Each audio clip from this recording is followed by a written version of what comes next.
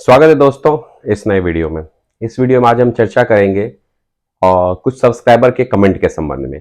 उनका ये कहना है कि मैं 2 साल से लगा के बैठा हूं या मैंने कई साल से लगा दिया हुआ है और मेरा ट्रांसफर नहीं हो रहा है। एक ने तो कमेंट में ऐसे कहा कि नहीं भाई कुछ नहीं होता, हर महीने आदेश आते रहते हैं और ऐसा ही होता रहता है, ये सब ऑर्डर आने से नहीं होता है। मैं उन सबको कहना चाहूंगा कि ऐसा नहीं होता है गुरु। सबसे बड़ी बात है, ये पहली बात आप जान लीजिए कि मानता हूं कि सबके ट्रांसफर नहीं होते हैं, समय पे नहीं होते हैं, लेट होते हैं, कई बार कई कारणों से रुके हुए रहते हैं, मगर नहीं होते हैं ट्रांसफर रेलवे में। जोनल ट्रांसफर हो या स्पाउस ट्रांसफर हो या म्यूचुअल ट्रांसफर हो या इंटर डिविजनल ट्रांसफर हो, ऐसा नहीं होता है। तो पहली बात तो, अगर आप अपने कमेंट के जरिए किसी को निगेटिव मैसेज दे रहे हैं या आपके कमेंट के जरिए कोई निगेटिव हो रहा है, तो ऐसा नहीं करना चाहिए। होता यह है कि जब हम किसी जगह के लिए ट्रांसफर का रिक्वेस्ट लगाते हैं, क्यों नहीं होता है, लेट क्यों होता है। जहां तक जोनल ट्रांसफर की बात है, तो जोनल ट्रांसफर में ऐसा होता है कि आप पर्टिकुलर कोई डिवीजन मांग रहे होते हैं।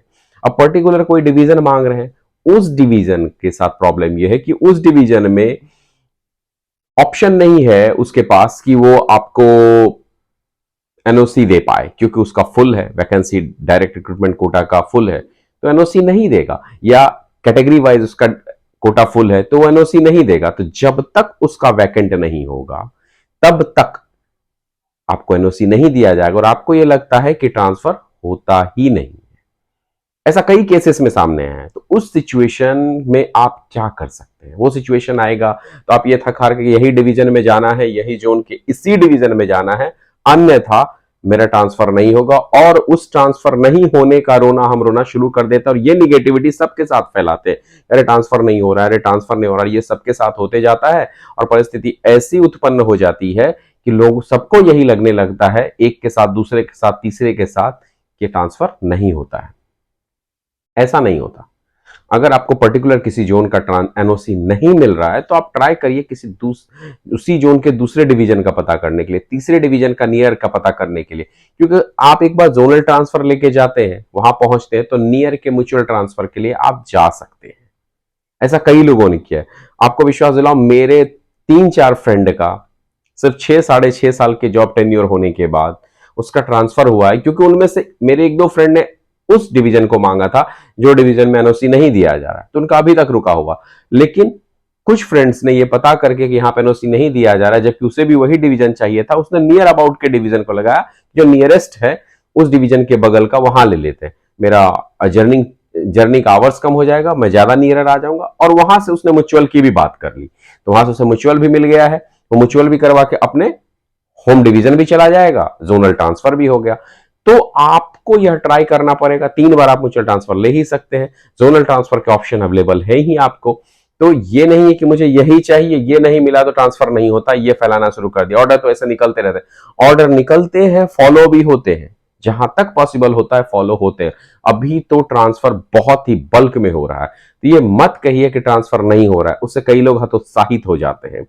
तो मेरा ये इसलिए कहना था कि जब आप लोगों को लगता है कि ट्रांसफर नहीं हो रहा, तो ऐसा नहीं, ट्रांसफर के वेरियस वेज हैं। अगर आप दिल्ली डिवीजन चाह रहे हैं, दिल्ली डिवीजन नहीं मिल रहा है, उसके बगल के डिवीजन का ट्राई करिए, जिसका नियरेस्ट स्टेशन दिल्ली के आसपास हो।